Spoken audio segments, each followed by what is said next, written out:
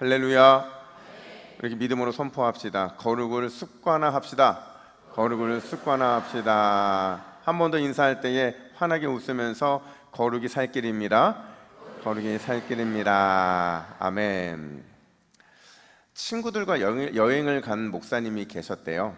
이제 이 목사님은 성격이 꼼꼼해서 사전 답사를 잘하고 나름 치밀하게 계획을 세웠는데, 여러분, 여행이 계획을 세운다고 그대로 잘 됩니까? 안 되죠.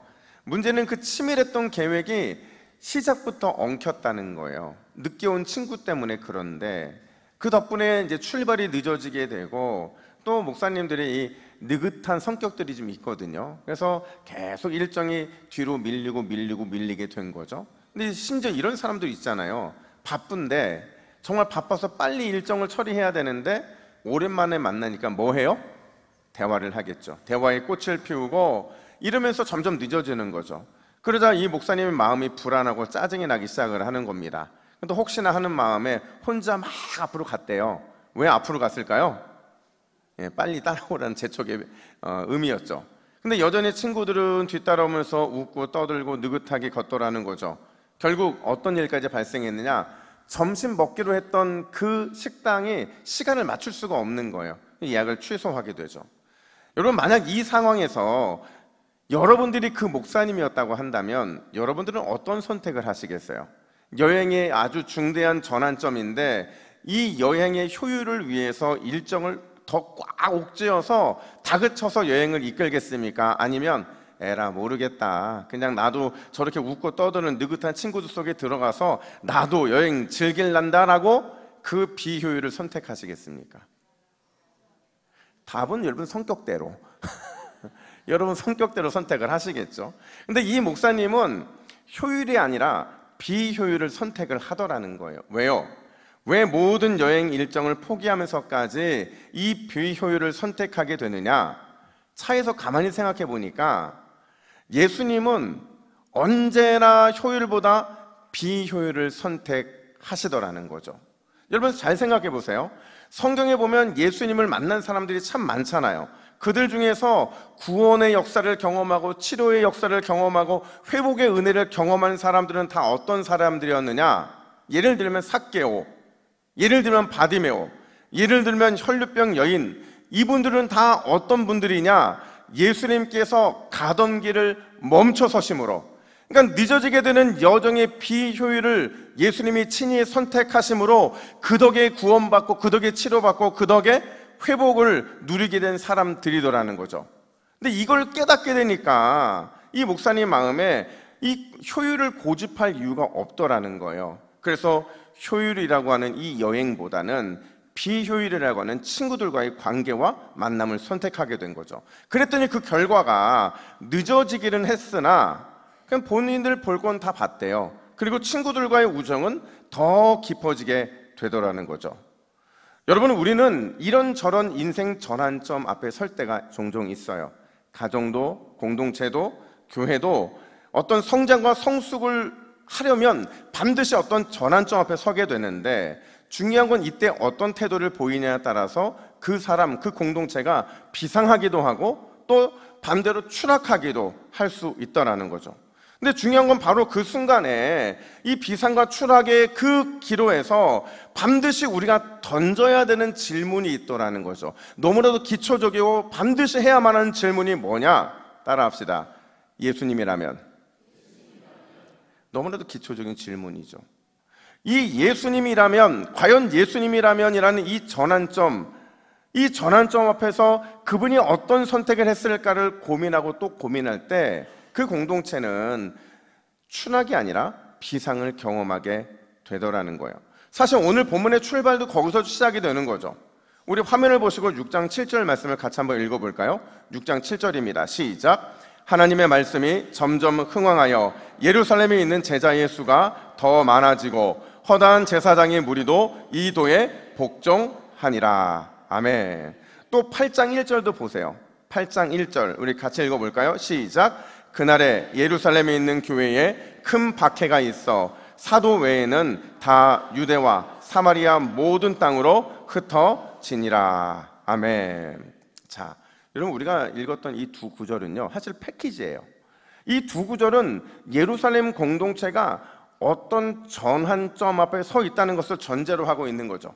그 전환점 앞에서 어떤 태도를 보였느냐, 그걸 보여줌으로 인해서 이 전환점에서 그들이 보인 이 태도 덕분에 추락이 아니라 비상의 역사를 경험하게 되더라는 거예요. 그렇다면 구체적으로 어떤 전환점이었느냐? 먼저 6장 내용은 그렇습니다. 여러분, 예루살렘 공동체에요, 갈등이 생겼어요. 이 갈등 때문에 분열이 일어나게 되는데 헬라파 유대인들과 히브리파 유대인들이 서로 갈등을 겪게 되죠. 그리고 이게 분열의 전환점까지 이어지게 되는 거예요. 그 분열의 전환점 앞에서 그들이 선택한 것이 무엇이었느냐? 그들은 습관적으로 예수님이라면 어떻게 하셨을까라는 고민을 했던 것 같아요. 그리고는 그 고민의 답을 찾음으로 인해서 공동체는 점점 흥왕케 되었고요, 엄청난 부흥도 경험했고요, 심지어 제사장들의 위대한 회심까지도 끌어내는 놀라운 역사가 일어나게 되더라는 거죠. 또 8장 1절에 보면 8장 1절은 스데반의 순교에 대한 결과인데요, 초대교회의 중요한 전환점이죠. 스데반이 순교를 당해요. 근데 이 순교가 교회로 하여금 핍박과 순교 앞에서 무너지게 하느냐, 아니면 계속해서 위대한 부흥으로 나아가느냐, 그 전환점에 서게 되었다라는 거예요. 결국 교회는 다시 예수님이라면 이 질문 속에서 답을 구하게 돼요. 답을 찾죠. 그리고는 이제는 흩어져 복음 전하는 공동체로 전 세계를 가슴으로 품어내는 그런 공동체로 성장하게 되더라는 거예요. 근데 여러분, 중요한 건 이 두 번의 전환점이 한 가지 공통점과 연결되어 있더라는 거죠. 이 공통된 특징이 전환점을 성공적인 이 변화로 이끌어내기에 충분했다라는 거예요. 여러분, 예루살렘 공동체가 예수님이라면이라는 이 질문 속에 찾아낸 그 답, 그들이 깨달은 공통된 신앙의 특징, 과연 그게 무엇일까? 과연 그들이 찾은 답이 무엇이길래 그들은 위기의 전환점을 성장과 성숙의 이 성공적인 변화로 삼을 수 있었던 것일까? 오늘 그걸 좀 찾아보면요, 첫 번째로 한번 따라해 봅시다. 교회는, 성도는 하나님의 영광과 마주해야 합니다. 여러분, 이 말에 이 내용이 믿어지십니까? 교회는, 성도는 하나님의 영광과 마주하는 것이, 이게 서운해지면 안 되는 거예요. 어색해지면 안 되는 거죠. 여러분, 하나님의 영광과 마주한다는 게 뭘 의미해요? 이건 나의 삶에서 내가 서 있는 그곳에서 내가 하나님의 영광을 의식하고 있느냐, 갈망하고 있느냐, 바라보고 있느냐라는 것을 의미하는 거죠. 사실 이건 우리 인생의 목적이에요. 하나님이 여러분과 저를 창조한 이유이기도 한 거죠. 우리가 살아갈 이유이고 동시에 반드시 살아내야 되는 영적인 숙제라는 거예요. 앞서도 말씀드렸지만 예루살렘 공동체는 위기 앞에 서 있어요. 교회가 쪼개질 위기, 핍박과 순교 때문에 공중 분해될 위기 앞에 그들이 서 있었던 거죠. 근데 놀랍게도 이 위기가 도리어 그들에게는 기회가 되더라는 거예요. 전환점이 되더라는 거죠. 어떻게 위기가 기회가 되었고 또 어떻게 위기가 전환점으로 작동할 수 있었던 걸까? 그 이유는 하나예요. 교회가, 성도들이 끊임없이 하나님의 영광과 마주하기를 힘썼기 때문에 그렇다는 거죠. 사실 사도행전 6장에 등장하는 이 헬라파 유대인들과 히브리파 유대인들의 갈등은요, 이 교회를 벼랑 끝으로 몰아넣기에 충분한 문제였어요. 갈등이 생긴 것도 문제였고 그 깊이 골이 깊었던 것도 문제였지만 더 문제는 이 시점이 연속된 위기 가운데 발생했던 시점이었더라는 거죠. 실제로 앞선 5장의 내용을 쭉 보면요, 계속해서 사도들이 잡혔다가 풀려나고의 일이 반복되고 있는 걸 보게 돼요. 외적인 핍박이 있었고 그게 위기였다는 거죠. 뿐만 아니라 아나니아와 삽비라가 성령을 속이는 일 때문에 결국 죽임을 당하죠. 심판을 받게 돼요. 내적인 위기도 계속 일어나고 있었다는 거예요. 한마디로 말하면 예루살렘 공동체는 대내적인 문제들로 인해서 혼란스러웠고 시끄러운 상황이었다는 거예요. 근데 중요한 건 이 혼란 속에서 교회의 태도였어요. 교회가 무엇인가를 판단할 때 너무나도 신속하고 너무나도 빠르게 결정을 하더라는 거죠. 사도들이 작금의 위기의 해결을 위해서 즉각적이면서도 매우 신속하게 7명이라는 리더를 세워서 그들을 선택함으로 이 문제를 해결하더라는 거예요. 그런데 놀라운 건 그냥 평범한 신속함이 아니라 기준이 있더라는 거죠. 그들의 신속함 속에서 분명한 기준이 있었는데 그 기준이 뭐냐? 6장 3절 말씀 우리 같이 한번 읽어볼까요? 시작. 너희 가운데서 성령과 지혜가 충만하여 칭찬받는 7을 택하라. 아멘. 5절들 함께 있습니다. 시작. 온 무리가 이 말을 기뻐하여 믿음과 성령이 충만한 사람을 택하여. 아멘. 자, 여러분, 기준이 뭐예요? 신속하게 예루살렘 공동체가 이 문제를 해결할 때의 기준이 뭐예요? 한 단어로 말하면 충만이죠. 충만. 성령과 지혜에 충만하고 믿음과 성령에 충만한 사람이죠. 여기서 충만하다라는 플레도라는 단어는요, 가득하다라는 기본적인 의미가 있어요. 그러니까 가득하다는 꽉 찼다는 거죠. 근데 여기에 또 한 가지가 추가가 되는데 충실하다라는 의미가 있어요. 이건 무슨 뜻이냐면 7명의 선택과 결정을 함에 있어서 예루살렘 공동체가 충실함을 가지고 있었다는 거예요. 이 충실함을 가지고 있었다는 건 뭐냐면, 여러분, 이 충실함이 단회적인 표현입니까? 반복된 삶을 의미하는 겁니까? 당연히 반복이겠죠. 어떤 반복이냐? 우리가 어떠한 일을 하든 어떤 삶을 살아내든 하나님 앞에서 충실하리라, 그분의 영광으로 충실한 삶을 살아내리라는 그 마음을 가지고 그들이 살았고, 이번에 문제가 발생했을 때에도 그 충실함이 작동이 되어서 그들로 하여금 하나님의 영광에 합당한 것을 매우 신속하게 즉각적으로 다 해결하게 만드는 과정으로 나타나게 되더라는 거죠. 그 결과가 말씀의 왕성함이었고요, 그 결과가 교회의 부흥이었고요, 그 결과가 회심의 역사로 나타나게 되더라는 거예요. 이건 오늘 우리가 살펴보고 있는 이 본문의 스데반의 경우도 마찬가지였죠. 지금 스데반은 엄청난 위기 가운데 서 있어요. 예수님 때문에, 예수의 십자가 복음 때문에 대적들의 손에 의해서 그는 끌려가게 되는데, 사내들인이라고 하는 유대 최고 의결 기구 앞에 끌려오게 되죠. 여러분, 한번 여러분들이 스데반의 입장 생각해 보세요. 여러분, 법원 한번 가보셨어요? 경찰서 가보셨습니까? 저는 두 군데 다 가봤거든요. 죄를 지어서가 아니라 이런 문제 때문에 증언할 것이 있어서 제가 경찰서도 가보고 법원도 가봤는데, 신기한 건 뭐냐면 죄를 지은 것도 없는데 경찰서 조서를 받으면, 또 이 법원에서 가서 판사 앞에 서게 되면 그냥 다리가 이렇게 오므러져요. 무릎을 딱 이렇게, 손을 무릎에 얹게 되고 겸손하게 되는데 두렵더라고요. 혹시나 잘못되지 않을까 염려가 생기는 거죠. 지금 스데반도 똑같다는 거예요. 지금 두려움을 느끼기에 충분한 상황인데 뭐를 말해야 되는지, 어떻게 행동해야 되는지 너무나도 쪼그러들고 위축될 수밖에 없고 두려워 벌벌 떨 수밖에 없는데, 그런데 끌려온 스데반의 모습이 어떠하냐? 9절에 보니까 잡아온 사람들과 논쟁을 했다. 6장 9절에 잡아온 사람들과 논쟁을 했다, 이렇게 말을 해요. 근데 그 논쟁을 얼마나 잘하던지 6장 10절에 보니까 스데반이 지혜와 성령으로 말함으로 그들이 능히 당하지 못하여, 이렇게 말을 하고 있어요. 얼마나 지혜가 충만한지, 얼마나 성령이 충만한지 아무도 그의 말과 논리를 대적하지 못하고 이기지 못하더라는 거죠. 안 되겠다 싶으니까 사람을 매수합니다. 안 되겠다 싶으니까 거짓 증인들을 세우기까지 합니다. 그럼에도 스데반은 어떤 태도를 계속 유지하느냐? 15절 말씀, 우리 15절 말씀 함께 있습니다. 시작.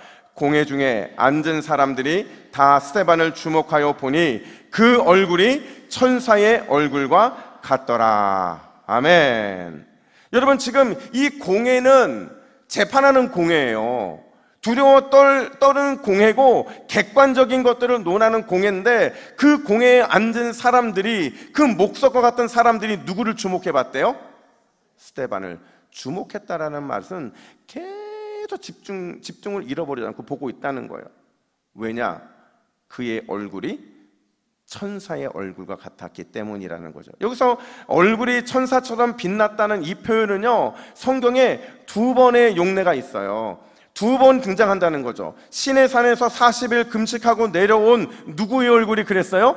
모세의 얼굴이 그랬죠. 그리고 변화산에서 예수님의 얼굴을 묘사할 때도 이 표현이 등장을 하는데, 공교롭게도 이 두 상황은 어떤 상황과 딱 연결이 되어 있느냐? 하나님의 영광과 마주했을 때 나타나는 결과, 하나님의 영광과 마주했을 때 그 영광이 내 안에 훅 들어왔을 때 그때 느끼는 결과와 같더라는 거죠. 따라서 스데반의 얼굴이 천사처럼 빛이 났다는 건 무슨 말이냐? 이건 그가 끊임없이 누구의 영광을 의식했다는 거요? 하나님의 영광을 의식했다는 거죠. 그 영광이 임하기를 갈망하고 또 갈망했다는 거예요. 그리고 그 영광에 대한 갈망은 죽음의 위협 앞에서도 변함이 없더라는 거죠. 그래서 오늘 본문 55절에 이렇게 말합니다.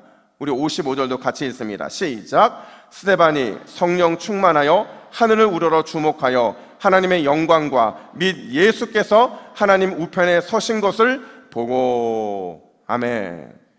스데반은 계속 보고 또 봤던 거죠. 갈망하고 또 갈망했던 거. 뭘요? 하나님의 영광, 구원자 예수 그리스도의 영광, 이거에 집중하고 또 집중하더라는 거죠. 근데 충격적인 건 뭐냐면 그냥 하나님의 영광과 예수 그리스도의 영광에 집중한 게 아니었다라는 거예요. 다시 55절 56절을 보시면 이렇게 말합니다.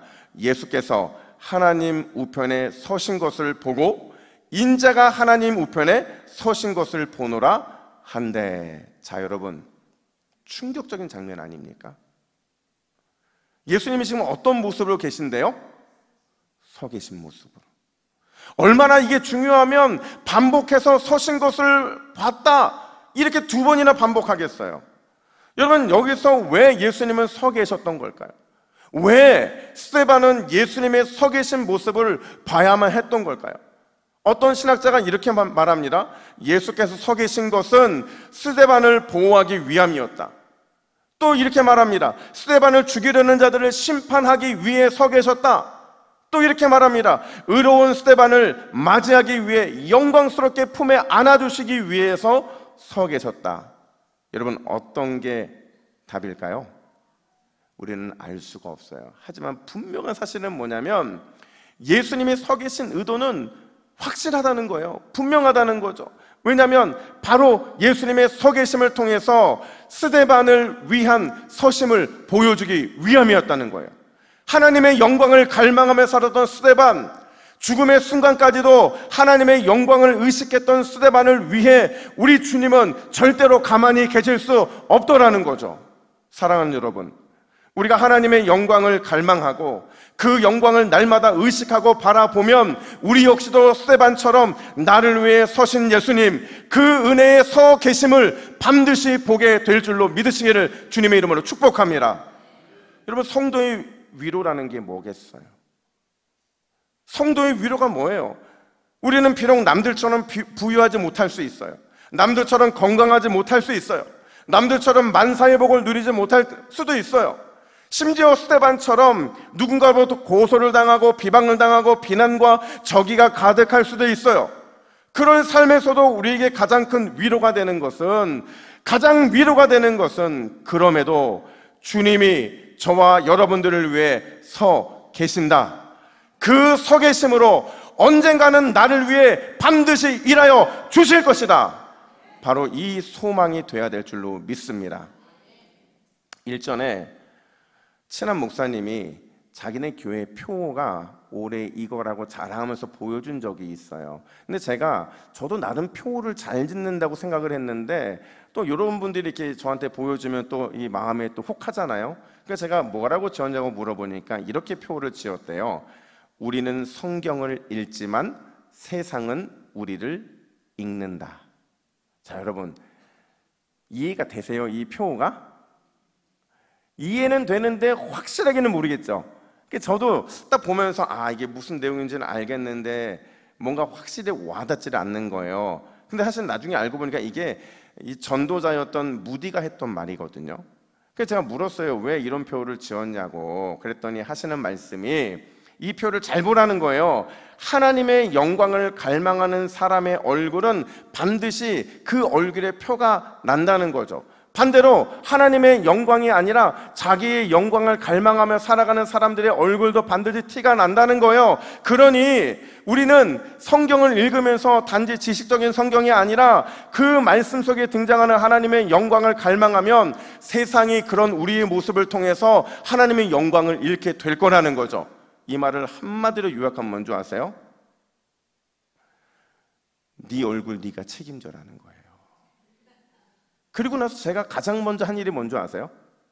화장실을 달려가 제 얼굴 확인한 거였어요. 나는 과연 하나님의 영광을 갈망하는 얼굴로 살아가고 있는가? 누가 나를 보더라도 너는 왜 이렇게 짜증이 많아? 너는 왜 이렇게 화가 많아? 너는 왜 이렇게 얼굴이 그래? 이런 모습이 아니라 당신의 얼굴을 보니까 막 기쁨이 넘쳐요. 당신의 표정을 보니까 살아날 것 같아요. 이런 모습이어야 되는데 과연 나는 어떤 모습일까를 내 스스로가 점검하고 싶었던 거죠. 여러분, 여러분의 얼굴은 과연 무엇을 갈망하는 얼굴이십니까? 옆에 분들 쳐다보지 마세요. 궁금해하지도 마세요. 우리가 하나님의 영광을 갈망하면 반드시 여러분의 얼굴 스스로 책임지게 되는 은혜가 임할 줄로 믿습니다. 우리가 뜨겁게 주님의 얼굴을 갈망하면 반드시 내 얼굴을 통해 감출 수 없는 하나님의 영광의 빛이 임하게 될 줄로 믿습니다. 샬롬의 은혜가 나를 통해 흘러가게 될 줄로 믿습니다. 이게 얼마나 중요하면 아론이 백성들을 어떻게 축복하라고 말을 했느냐? 민수기 6장 25절 26절 보면 이렇게 말합니다. 우리 함께 읽습니다. 시작. 여호와는 그의 얼굴을 내게 비추사 은혜 베푸시기를 원하며 여호와는 그 얼굴을 내게로 향하여 드사 평강 주시기를 원하노라. 아멘. 여러분, 주님의 얼굴은 주님의 영광이죠. 주님의 그 모습은 우리에게 비추시는 영광이시죠. 이번 한 주 더욱 하나님의 영광을 갈망하시고 주님의 영광스러운 얼굴을 뵙게 되는 모든 주의 종들 되시기를 예수님의 이름으로 축복합니다. 뿐만 아니라 두 번째로 따라합시다. 감화를 주는 인생이 됩시다. 여러분, 우리는 누군가에게 감화를 주는 인생이 되어야 합니다. 믿으십니까? 그냥 나 혼자 잘 믿으면 그게 아니에요. 우리는 나의 삶을 통해 누군가에게 감화를 주는 인생이 돼야 되는 거죠. 제가 비록 짧은 인생을 살았지만 그 짧은 인생을 살아가면서 얻은 교훈 하나가 있는데, 누구와 누군가의 만남이 이루어졌을 때 그 만남은 반드시 두 종류로 딱 나눠지게 돼요. 어떻게 나눠지느냐? 만남을 통해 누군가의 감화를 주는 만남이 있고 또 그렇지 않은 만남이 있더라는 거죠. 벌써 20년이 지난 일인데 제가 어느 교회에 막 부임을 했어요. 근데 부임을 했는데 그 교회가 참 대단한 게 연속 이틀 동안 어떤 성도님이 교육자들 식사를 대접을 한 거예요. 얼마나 기뻤겠어요. 첫날 이 대접받은 게 한우 등심이었어요. 둘째 날 대접받은 게 갈비탕이었어요. 자, 질문. 여러분, 한우 등심과 갈비탕 중에서 뭘 먹을 때 기쁨이 충만했을까요? 여러분, 드시고 싶은 거 말씀하지 마시고 상식적으로 한우 등심을 먹을 때 기쁨의 그 웃음이 꽃피었을까요? 갈비탕 먹을 때였을까요? 상식적으로는 한우 등심이죠. 근데 제가 지금도 그때의 그 분위기와 그 상황을 다 기억하고 있는데, 이 고기를 굽는데요, 아무도 말을 하지 않아요. 담임 목사님도 말이 없고 부목사님도 말이 없고 저도 아무도 말을 안 하니 아무 말도 안 하고 가만히 있는데 뭐만 보고 있느냐? 무표정하게 고기 구워지는 것만 보고 있는 거예요. 그리고 가끔 뭐 보느냐? 시계를 보더라는 거죠. 그래서 제가 왜 저렇게 볼까? 그러니까 이게 맛있게 먹을 분위기가 아니었던 거죠. 이 반면에 이 갈비탕을 먹는데, 여러분 갈비탕 얼마 만에 먹을 수 있는 줄 아세요? 빠르게 먹으면 5분이면 먹습니다. 여유 잡고 한 20분이면 먹고도 남을 시간인데요, 웃고 떠들고 재밌게 얘기하느라고 시간 가는 줄 몰랐다는 거예요. 자, 여러분, 그 차이가 뭘까요? 왜 대단한 한우를 먹었는데 그 분위기가 좋지 못했고, 그 평범한 갈비탕을 먹었는데 왜 분위기가 좋았던 걸까? 어디에서 갈렸을까요? 누가 사주느냐, 누가 사주냐에 갈렸던 거예요. 이 한우 사주신 분이 한우를 사주시는데 사람들이 회피하는 사람이었던 거죠. 늘 부정적인 이야기하고, 만나면 누군가에 대한 헌담 얘기하고, 상대방의 영혼을 그래서 죽이는 그런 만남을 자주 했던 분이다 보니까 이 식사 자리가 너무 불편했던 거예요. 식사 후에 다들 차에 타면서 뭐라고 말하는 줄 아세요? 한우가 코로 들어갔는지 귀로 들어갔는지 모르겠다. 그럼 여러분, 이게 내 안에 소화가 되겠습니까? 근데 이 갈비탕 사주신 분이요, 얼마나 갈비탕을 잘 사줘서 그런 게 아니라 매사에 이분이 긍정적인 분이더라는 거예요. 저는 그걸 나중에 알았죠. 근데 한마디 한마디 말을 할 때마다 매번 이분은 배려가 있어요. 사랑이 묻어나요. 걱정해요. 염려해요. 격려해요. 위로해요. 그리고 도전과 열정을 주면서 누군가를 살리고 누군가를 회복시키는 그 말들과 행동들을 참 잘하시더라는 거죠. 그러다 보니까 비록 맛있는 건 한우인데 우리가 마음을 뺏긴 건 뭐예요? 갈비탕이더라는 거죠. 갈비탕을 먹어도 행복하고 기쁠 수 있다는 거예요. 오늘 본문의 스데반을 보세요. 여러분이 생각하기에 스데반은 가마를 주고 누군가를 살리는 인생입니까? 아니면 죽이고 무너지게 하는 인생입니까? 당연히 살리고 가마를 주는 선한 영향력을 끼치는 인생이죠. 그래서 사내들인 앞에 있던 스데반의 모습을 6장 15절은 뭐라고 말하냐? 그들은 그에게서 눈을 뗄 수가 없었다. 그의 얼굴이 천사의 얼굴 같았기 때문이다. 메시지 성경은 이렇게 말하거든요. 눈을 뗄 수가 없었던 거예요. 천사 같은 그의 모습에 자신들의 목적을 잃어버릴 만큼 눈을 집중하고 있었던 거죠. 너무나도 큰 가마를 주었기에 그 영향력이 컸기에 다른 곳에 시선을 돌릴 여유도 없었던 거예요. 이건 오늘 본문에서도 마찬가지인데 54절을 보니까 당시 사람들의 분위기가 스데반의 말을 듣고 뭐라고 반응을 하느냐? 그 마음에 찔려 그를 향해 이를 갈았다, 이렇게 말을 해요. 여기서 마음에 찔렸다라는 것은 톱으로 켰다는 거예요. 마음을 화살이 관역에 팍 깊이 박혔다라는 거죠. 그러니까 이게 긍정적인 의미가 아니라 죽이고 싶고 또 극도의 분노를 느끼게 되었다는 것이죠. 그리고 이게 실제로 스데반을 돌로 쳐 죽이게 만들죠. 근데 그런 그들을 향해 스데반이 어떤 태도를 보이느냐? 60절 말씀 우리 함께 읽습니다. 시작. 무릎을 꿇고 크게 불러 이르되 주여 이 죄를 그들에게 돌리지 마옵소서. 아멘. 자, 보세요. 여러분, 돌이 비 오듯 쏟아지고 있어요. 작은 돌이 아니라, 모래가 아니라 사람을 죽일 만한 그 돌이 비 오듯 쏟아지고 있는데 돌을 피하기도 힘겨운데 하나님 앞에 무릎을 꿇습니다. 그리고는 거기에는 모든 사람들이 들을 만큼 크고 강하게 기도하죠. 주님, 이 죄를 용서하시고 저들에게 돌리지 마옵소서.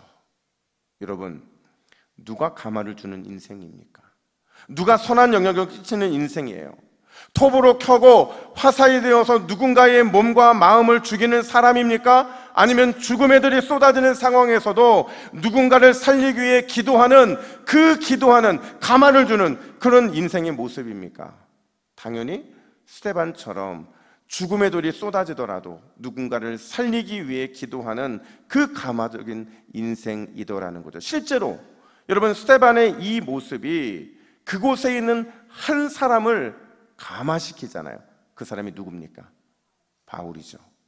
한 사람 바울을 감화시켜서 영적으로 살려내서 은혜의 사도, 능력의 사도로 온 세계를 품어내게 만드는 일이 어디로부터 시작이 됐느냐? 바로 이 스데반, 그가 주는 가마로부터 시작이 되었다라는 거죠.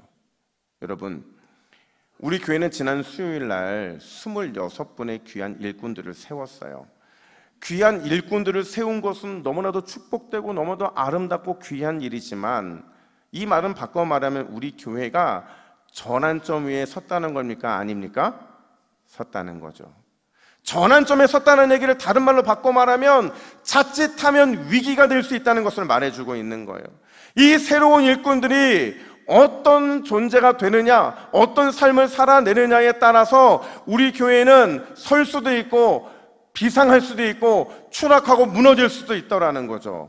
사랑하는 여러분, 일꾼 세우심을 통해 하나님께서 반드시 우리 교회에 하나님의 영광을 갈망하는 일꾼들로 이들을 삼아 주실 줄 믿으시기를 축복합니다.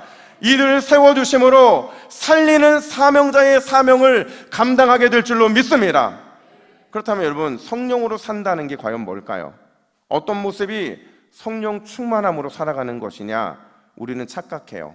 어떤 특별한 현상이 일어나면, 신비한 체험이 있으면 그게 성령 충만의 모습이라고 말합니다. 아니에요. 그건 성령 충만의 아주 작은 한 부분일 뿐이지, 진짜 성령 충만은, 성령으로 살아간다는 것은 하나님의 영광을 향한 내 안에 갈망함이 있다는 것이에요. 그 갈망함이 내 삶을 통해 비춰지게 될 때, 그 하나님의 영광이 내 안에 훅 들어오게 되었을 때, 그런 내 모습을 통해 하나님의 영광이 흘러갈 수 있으면 그게 진짜 성령으로 사는 것이고 성령 충만한 모습이죠. 뿐만 아니라 성령 충만은 누구를 만나든 무엇을 행하든 나의 말과 행동이 누군가를 살려내는 것, 누군가를 회복시켜내는 것, 그 안에 죽었던 것들을 일으켜내는 것, 그것이 바로 진짜 성령 충만이고 성령으로 살아내는 모습이라는 거죠. 그런 의미에서 오늘 본문 60절 하반절은 의미심장하게 마무리를 짓습니다. 뭐라고 말을 해요? 이 말을 하고 자니라. 왜 이 말을 하고 죽었다가 아니라 이 말을 하고 자니라 라고 말을 하느냐면, 스데반은 죽음에서까지도 마지막 승리의 영향력을 끼치더라는 거죠.